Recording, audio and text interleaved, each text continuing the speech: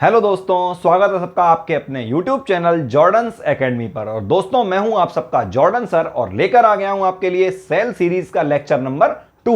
और इस लेक्चर 2 में हम और आप बात करेंगे कोशिका के प्रकार के बारे में। दोस्तों, उम्मीद है आपने हमारा इससे पिछला वाला लेक्चर देख लिया होगा। अगर नहीं देखा है तो कृपया वो वाला लेक्चर आप हमारा पहले देखिए, उसके बाद आप इस लेक्चर को देखेंगे तो आपको ज्यादा अच्छा समझ में आएगा। और अगर आप कोशिका के बारे में सामान्य जानकारी रखते हैं तो ये लेक्चर आप लोग बड़े आराम से डायरेक्टली देख सकते हैं। तो दोस्तों, आज इस वाले लेक्चर में हम और आप बात करने वाले हैं कि कोशिकाएं या सेल्स जो होती हैं वो कितने टाइप की होती हैं। हम बात करेंगे कोशिकाओं के प्रकार के बारे में। तो सेल्स के टाइप्स के बारे में बात करेंगे तो आप सबको बताना चाहेंगे कि कोशिकाएं हमेशा जो मुख्य टाइप बांटे गए हैं वो बांटे गए हैं 2 टाइप, जिसमें से पहली वाली तो होती है दोस्तों प्रोकैरियोटिक और दूसरी वाली होती है यूकैरियोटिक। अब समझिए जरा बात को, यहां पे मैंने कुछ अंतर लिख रखे हैं। इन अंतरों के थ्रू मैं आपको समझा दूंगा कि प्रोकैरियोटिक कौन सी कोशिकाएं हैं और यूकैरियोटिक कौन सी कोशिकाएं हैं। लेकिन उनको बताने से पहले मैं आपको कुछ सामान्य बातें बताना चाहता हूं। अगर आपने उस बात को याद कर लिया, समझ लिया, तो आप ये दोनों कोशिकाओं में अंतर बड़े आराम से कर पाएंगे। तो दोस्तों, बने रहिए साथ में। शुरू करते हैं अपने वीडियो को। देखिए, सबसे पहले मान लीजिए कि ये वाली कोशिका बनाई मैंने और ये वाली कोशिका है प्रोकैरियोटिक, ठीक है। और ये जो मैंने कोशिका बनाई दोस्तों, इसको हम लोग कहते हैं यूकैरियोटिक। मान लो कि ये वाली है, ऐसे समझ लो, प्रोकैरियोटिक, और ये वाली कैसी है, यूकैरियोटिक। अब थोड़ा सा मेरी बात को आप लोग समझने की कोशिश करिएगा। मैं ये बात आपको समझाऊंगा यहां इतनी जगह में, ठीक है। थोड़ा सा यहां इतनी जगह में आप बात को समझ लेंगे। देखिए, आप एक चीज नोटिस कर रहे होंगे कि प्रो और यू ये दोनों चीजें केवल अलग हैं। बाकी जो कैरियोटिक वर्ड है, ठीक है, जो कैरियोटिक वर्ड है वो कॉमन है दोनों में, ठीक है। असल में ये जो कैरियोटिक वर्ड है इसका मतलब होता है कैरियन, ठीक है। क्या होता है, कैरियन। और कैरियन का मतलब क्या होता है दोस्तों, केंद्रक। कैरियन का मतलब क्या होता है, केंद्रक। और केंद्रक को आप लोग क्या बोलते हो इंग्लिश में, न्यूक्लियस। क्या कहते हैं हम लोग, न्यूक्लियस। तो अब क्या हुआ, यहां पे जो ये प्रो आया दोस्तों, प्रो, तो प्रो का मतलब होता है प्रिमिटिव। प्रो का मतलब क्या होता है, प्रिमिटिव। और प्रिमिटिव मतलब होता है प्राचीन, पहले का, ठीक है। मतलब जो दुनिया जब अपनी बन रही थी उस टाइम का, पहले का। और दूसरा वाला क्या लिखा दोस्तों, यू। यू का मतलब होता है दोस्तों, जो एक्चुअल मतलब है वो है ट्रू। ट्रू मतलब होता है सत्य। ट्रू का मतलब क्या होता है, सत्य। अब इतना पहले समझ लिया आपने। चलो एक बार फिर से बोलो जल्दी से। कैरियोटिक वर्ड कॉमन है दोनों में। कैरियोटिक का मतलब क्या होता है, केंद्रक। केंद्रक मतलब न्यूक्लियस। और जो प्रो है, प्रो का मतलब क्या हो गया, प्रिमिटिव। प्रिमिटिव मतलब होता है प्राचीन, पुराना। और यू का मतलब होता है ट्रू। ट्रू मतलब होता है सत्य। अब इतनी बातें तुमने समझ ली। अब मेरी बातों को सुनो तो अपने आप क्लियर होता चला जाएगा। याद रखना, अभी अभी मैंने बोला था प्रो, और प्रो मतलब होता है प्रिमिटिव। तो याद रखें कि जो प्रोकैरियोटिक सेल्स होती हैं, प्रोकैरियोटिक कोशिकाएं होती हैं, इनके अंदर जो केंद्रक होता है वो कभी भी क्लियर नहीं होता है, स्पष्ट नहीं होता है, पहले का केंद्रक होता है। समझ में आ गई होगी बात आपको। और अगर हम बात करें यूकैरियोटिक की, तो याद रखना इनमें केंद्रक बिल्कुल स्पष्ट होगा, ट्रू न्यूक्लियस होगा। याद रखना, मतलब कि जो प्रोकैरियोटिक सेल्स हैं इसमें फॉल्स न्यूक्लियस है। लग रहा है कि न्यूक्लियस है, लेकिन एक्चुअल में वो न्यूक्लियस नहीं होता है। लेकिन यूकैरियोटिक जो है इसमें बिल्कुल ट्रू न्यूक्लियस है, और न्यूक्लियस है, और इसके अंदर सभी काम भी होंगे। सभी काम क्या क्या होंगे अभी समझ जाओगे। अब एक चीज नोटिस करो, अगर न्यूक्लियस क्लियर नहीं है तो हम उसको न्यूक्लियस भी नहीं कहेंगे दोस्तों, ये बात याद रखना। मतलब कि जो प्रोकैरियोटिक सेल होती हैं इसमें जो न्यूक्लियस होता है वो कभी भी क्लियर नहीं होता है। और आप याद रखना कि अगर क्लियर नहीं होता है तो हम उसको न्यूक्लियस नहीं कहते हैं, तब हम उसको कहते हैं न्यूक्लियोइड। क्या कहते हैं दोस्तों, तब कहते हैं न्यूक्लियोइड। हिंदी में दोस्तों इसको कहा जाता है केंद्रकाभ। क्या कहते हैं, केंद्रकाभ। केंद्रकाभ मतलब केंद्रक जैसी आभा रखने वाला, केंद्रकाभ। और अब आ जाओ बेटा यहां पे, तो ये वाले में इसको क्या बोलोगे, इसको तो तुम नॉर्मल में बोल ही दोगे, न्यूक्लियस। क्या बोलते हैं, न्यूक्लियस। और न्यूक्लियस का मतलब क्या होता है, केंद्रक। बस कहते ये हैं कि जो प्रोकैरियोटिक है इनमें केंद्रक स्पष्ट नहीं है। आपको मैंने एक लाइन एक्स्ट्रा बता दी कि अगर नहीं है तो हम उसको केंद्रक भी नहीं कहेंगे, उसको हम कहेंगे न्यूक्लियोइड या केंद्रकाव। और यहां पे हम क्या कहेंगे, जब क्लियर है तो फिर केंद्रक भी कह सकते हैं, इसका मतलब न्यूक्लियस या फिर केंद्रक कहेंगे। उम्मीद है दोस्तों ये प्रोकैरियोटिक यूकैरियोटिक में बात समझ में आ गई होगी। अब मैं आपको 4 नाम बता रहा हूं, ये समझ लो की पॉइंट बता रहा हूं। अब मैं आपको की पॉइंट, ठीक है, मैं इधर समझा दे रहा हूं, यहां पे इधर मैं वो 4 नाम लिखूंगा जो तुम्हें क्लियर हो जाएंगे। उम्मीद है बोर्ड पे दिख रहा होगा आपको। सबसे पहला नाम तो है दोस्तों जीवाणु। जीवाणु को तुम लोग बोलते हो बैक्टीरिया, ठीक है। दूसरे होते हैं दोस्तों नील हरित शैवाल। क्या बोला मैंने, नील हरित शैवाल, ठीक है, ये हो गए दूसरे, ठीक है। पहले कौन से हो गए, जीवाणु बैक्टीरिया, दूसरे हो गए नील हरित शैवाल जिसको तुम बोलते हो ब्लू ग्रीन एल्गी, ठीक है। उसके बाद नंबर 3 पे आते हैं दोस्तों माइकोप्लाज्मा। क्या बोलेंगे, माइकोप्लाज्मा।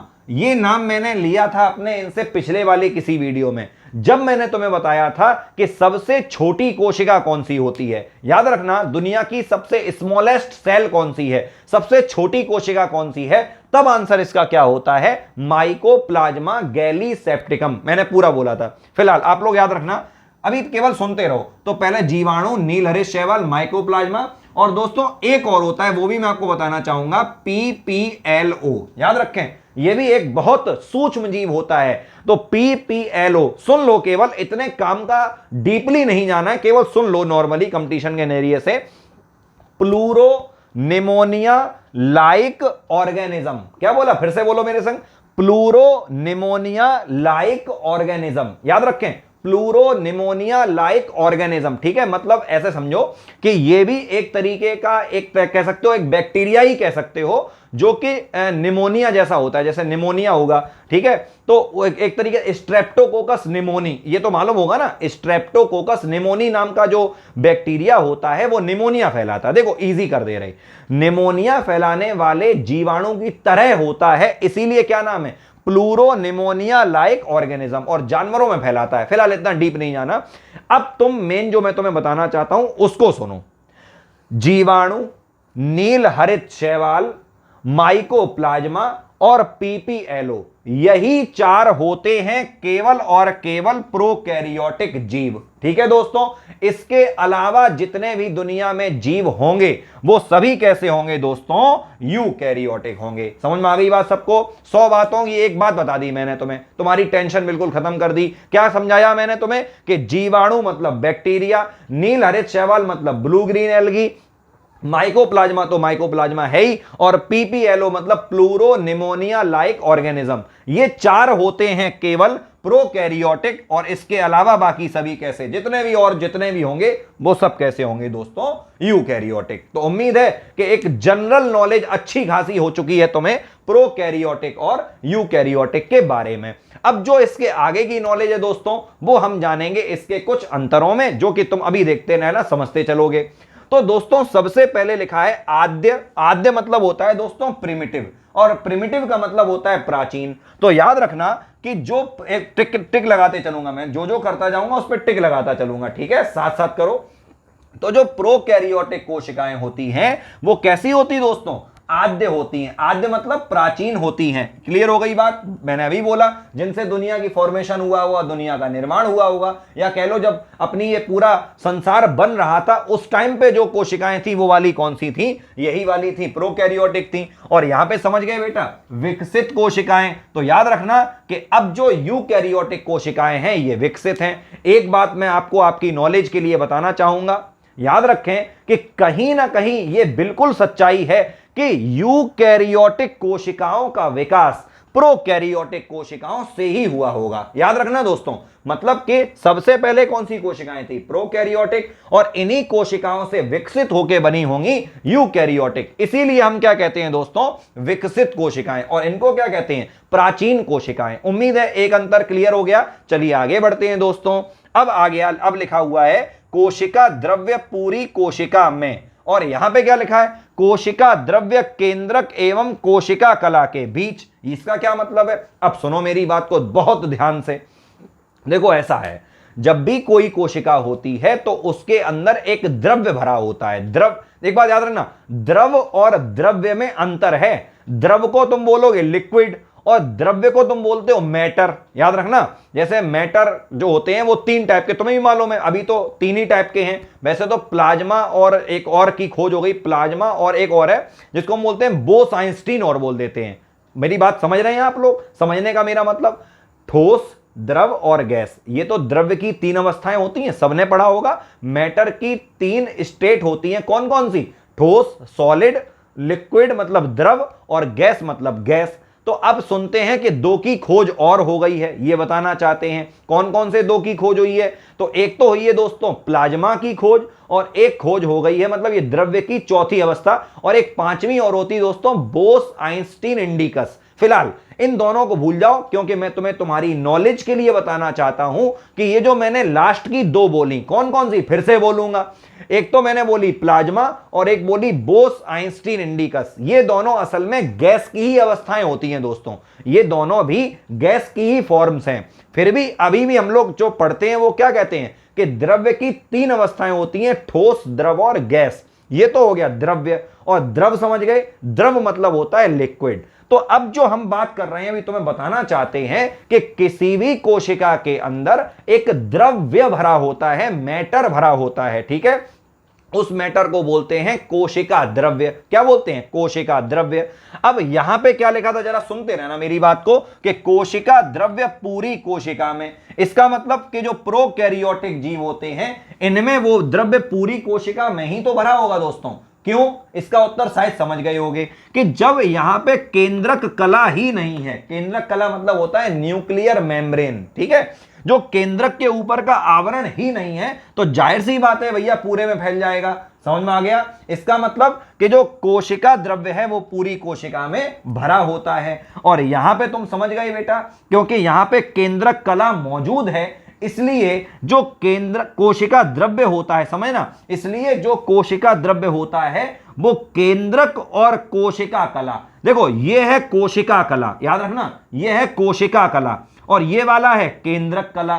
तो फिर से बोल दे रहा हूं, ये पूरी है कोशिका कला और ये है केंद्रक कला। कला मतलब आवरण, ठीक है, जो ऊपर का एक कवच होता है, ठीक है। तो इन दोनों के बीच में ही भरा होता है क्या चीज? कोशिका द्रव्य। क्यों भरा होता है? क्योंकि भाई यहां पे केंद्रक का आवरण है, यहां पे नहीं था इसलिए पूरे में भरा था। उम्मीद है बात समझ में आ गई होगी दोस्तों, दिमाग लगा के सुन रहे होगे तो जरूर आ जाएगी। और मैं फिर कहता हूं कि पढ़ाई को कुछ समय के लिए सीरियस लिया करो। आप ध्यान रखना कि अगर मैं ही नहीं, अगर आप किसी भी टीचर की बात को ध्यान से सुनते रहोगे दोस्तों, तो 100% आप कुछ ना कुछ रोज जरूर सीखेंगे। क्योंकि याद रखना, मेरी नजरों में हर कोई टीचर सम्मान देने लायक होता है और टीचर को सम्मान देना ही चाहिए। क्योंकि अगर उसने आपको एक छोटी सी चीज भी सिखाई है और अगर वो चीज आपको 100% जीवन में काम आ गई, तो याद रखना कि तब तुम याद करोगे कि हां ये चीज मैंने तब सीखी थी। इसलिए गुरु कोई छोटा बड़ा नहीं है, अपना इस बात का ध्यान सदैव रखें और अपने हर गुरु को सम्मान जरूर दें,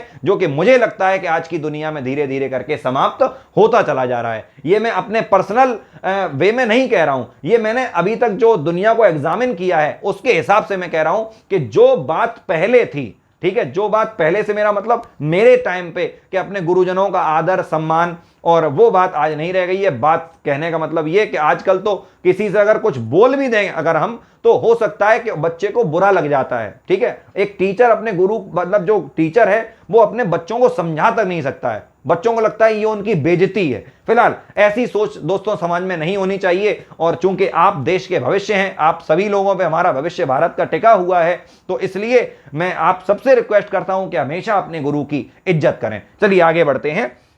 अब लिखा दोस्तों केंद्रक अस्पष्ट, ये बात मैंने तुम्हें पहले ही समझा दी। कैसे? तो यहां देखो जरा, केंद्रक अस्पष्ट मतलब स्पष्ट नहीं है। और दोस्तों यहां पे क्या लिखा है? केंद्रक स्पष्ट। समझ गए होगे, यहां पे केंद्रक स्पष्ट होता है। तो उम्मीद है इस वाले पॉइंट में आपको मेहनत नहीं करनी पड़ी होगी। चलिए दोस्तों आगे बढ़ते हैं। अगला लिखा दोस्तों, केंद्रक कला व केंद्रिका नहीं होगी। एक बात तो तुम भी समझ गए, अभी भी मैंने बोला केंद्रक कला नहीं है। देखो ना, कला मतलब होता है आवरण, यहां पे तो है ही नहीं। और याद रखना कि केंद्रक के अंदर एक पार्ट होता है जिसको हम लोग बोलते हैं केंद्रिका। देखो सुनो, सुन लो ध्यान से, केंद्रक को कहते हैं न्यूक्लियस और केंद्रिका को कहते हैं न्यूक्लियोलस। क्या कहते हैं? न्यूक्लियोलस। याद रखना, तो केंद्रक के अंदर ही होती है केंद्रिका। अब खुद सोचो, दिमाग लगाओ कि जब केंद्रक ही नहीं है तो केंद्रक कला या फिर केंद्रिका कैसे हो सकती है? और ये दोनों चीजें दोस्तों इसमें पाई जाती हैं। केंद्रक तो है ही है, सही संग में इसके अंदर पूरी केंद्रक कला तो होगी और अंदर इसके केंद्रिका भी होगी। कहने का मतलब ये कि कोशिका होती है, कोशिका के अंदर केंद्रक होता है, केंद्रक के अंदर केंद्रिका होती है, जो कि प्रोकैरियोटिक में नहीं होती है और यूकैरियोटिक में होती है। ठीक है भाई, आगे बढ़ रहे दोस्तों। अब लिखा है कोशिकांग। अब सुनो मेरी बात को बड़े दिमाग लगा के। यहां पे देखो कोशिकांग नहीं है और यहां पे दोस्तों कोशिकांग है।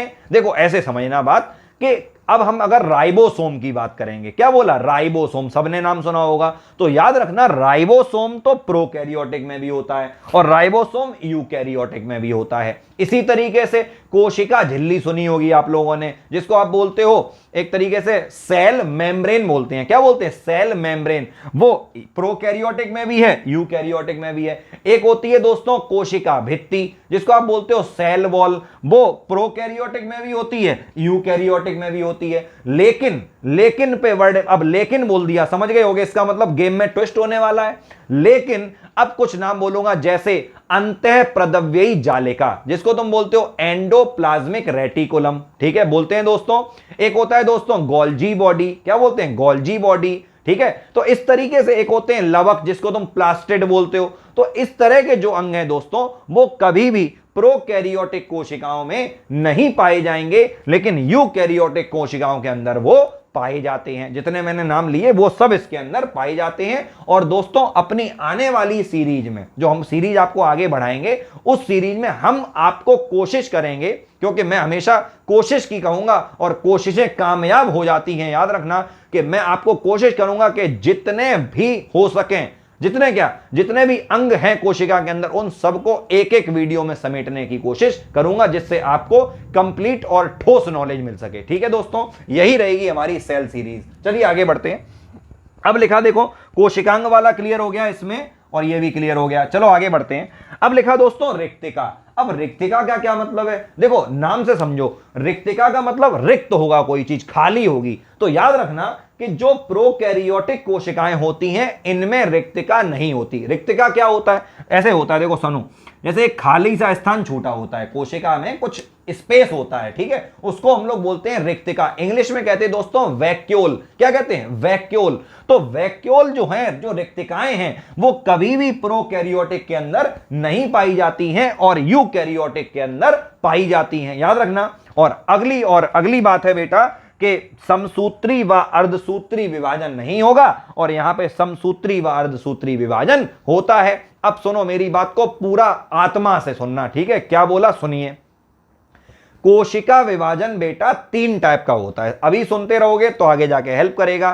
कोशिका विभाजन 3 टाइप का होता है। पहला होता है दोस्तों असूत्री, एक होता है दोस्तों समसूत्री और एक होता है दोस्तों अर्धसूत्री। ठीक है, तो जो प्रोकैरियोटिक जीव होते हैं, प्रोकैरियोटिक, इनमें हमेशा दोस्तों असूत्री होता है। क्या होता है? असूत्री। असूत्री समझ गए दोस्तों? मतलब डायरेक्टली एक कोशिका से 2 कोशिकाएं बन जाती हैं। सीधी सी बात समझो। और जब मैं तुम्हें कोशिका विभाजन पढ़ाऊंगा तब अपने आप समझ जाओगे कि यह होता कैसे है और किस तरह से चलता है। ठीक है, मतलब अभी सुन लो कि जो असूत्री वाला, मैं एक बार जरा समझ लेना, यहां लिख दे रहा हूं दोस्तों।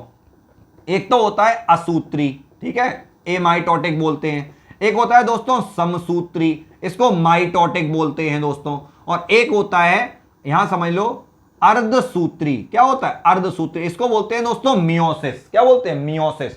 तो याद रखना कि जो प्रोकैरियोटिक जीव होते हैं, कौन से बोले? प्रोकैरियोटिक जीव होते हैं, उनमें कौन सा वाला होता है? असूत्री कोशिका विभाजन। मतलब ये कि डायरेक्टली एक कोशिका से 2 कोशिकाएं बन जाती हैं। और जो बचे कौन सी वाली? यूकैरियोटिक कोशिकाएं। तो याद रखना दोस्तों, यूकैरियोटिक कोशिकाओं में हमेशा समसूत्री कोशिका विभाजन भी होता है और अर्धसूत्री कोशिका विभाजन भी होता है। मतलब माइटोटिक भी होता है और मियोसिस भी होता है। कैसे होता है तो थोड़ा सा बात बताऊंगा, उसके बाद वीडियो को एंड कर दूंगा।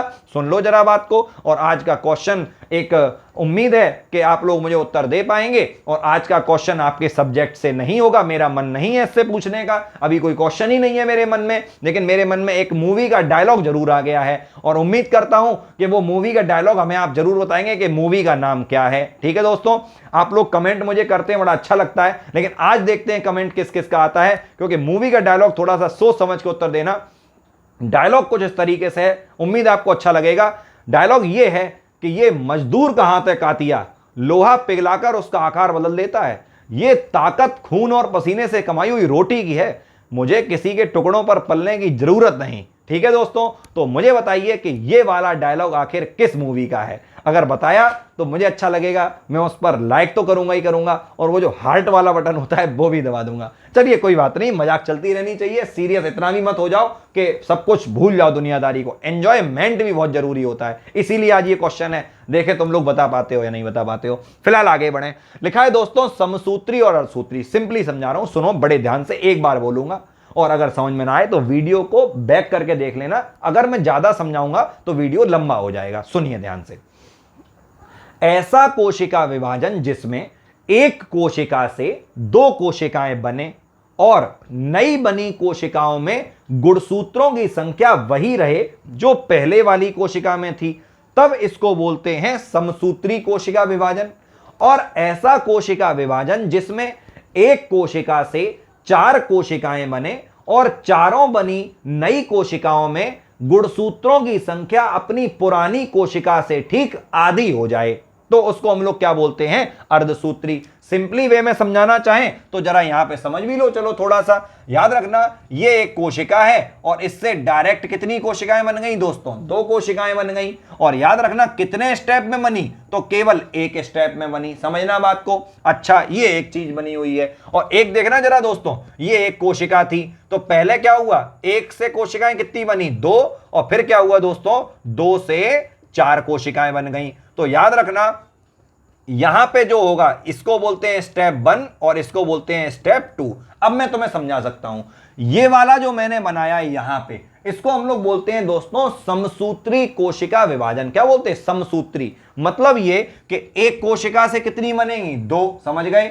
और अगर यहां पे गुणसूत्र 2n है, क्रोमोसोम 2n है, तो इसमें भी 2n होंगे और इसमें भी 2n होंगे। और स्टेप कितने लगे, केवल एक। अब मेरे साथ साथ बोल देना, जरा मेरे साथ बोल दिया करो, कोई दिक्कत नहीं है। मगर मम्मी कहें पीछे से कह रही है क्या बड़बड़ा रहे हो, तो कह देना मैं पढ़ रहा हूं, ठीक है, या पढ़ रही हूं, याद रखना, कोई बात नहीं।